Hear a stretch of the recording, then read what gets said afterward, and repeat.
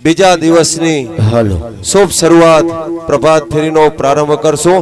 બોલો શ્રી નરનારાયણ દેવની સ્વામી નારાયણ નારાયણ નારાયણ નારાયણ જય સ્વામી નારાયણ નારાયણ સ્વામી નારાયણ સ્વામી નારાયણ રે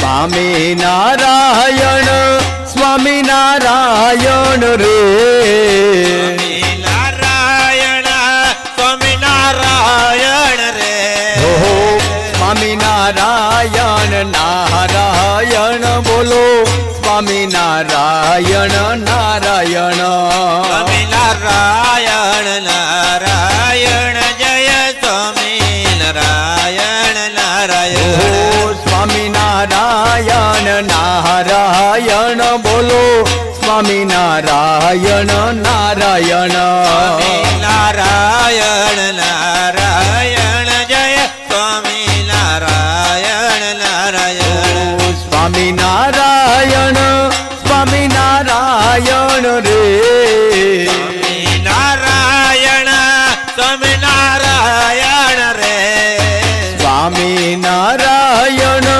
સ્વામી નારાયણ રે સ્વામી નારાયણ સ્વામી નારાયણ રે સ્વામી નારાયણ સ્વામી નારાયણ નારાયણ સ્વામી નારાયણ સ્વામી નારાયણ સ્વામી નારાયણ નારાયણ સ્વામી નારાયણ સ્વામી નારાયણ નારાયણ બોલજો સ્વામી નારાયણ નારાયણ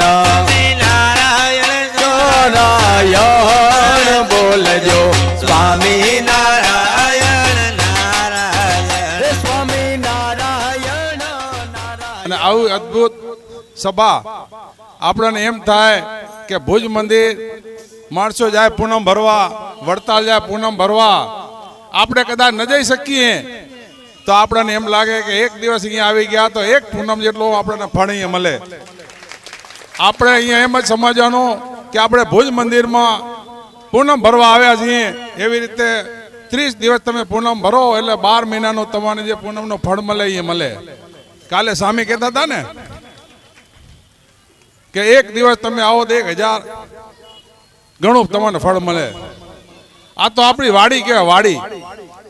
આપણે પહેલાના જમાનામાં આપણે જાતા હતા કે વહેલા ઉઠીને વાડી જઈએ અને જો કાતીરો હોય અને ન જઈએ તો બધું બગડી જાય।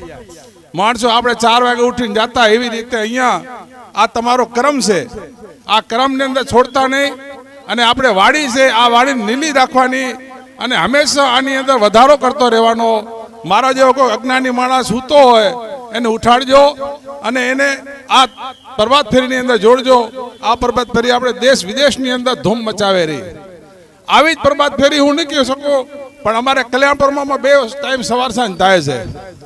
સવારે લગભગ 100 માણસો 125 આ ટાઢની અંદર ભેગા થાય અને સાંજે લગભગ રામ મંદિરે 300 માણસોની પ્રભાત ફેરી જેવું ધૂન મચાવે છે। બીજું તો શું કહું, તમને કેપ્ટન બહુ સારા મળ્યા છે, આવા કેપ્ટને જાળી રાખજો અને આ પ્રભાત ફેરીની અંદર તન મન અને ધનથી સેવા કરજો, તો કે આ પ્રભાત ફેરી આગળ ને આગળ આમ ને આમ વધતી રહે અને આપણે સ્વામિનારાયણ ભગવાનની અંદર જોડાતા રહીએ। બોલો જય સ્વામિનારાયણ ભગવાનની જય।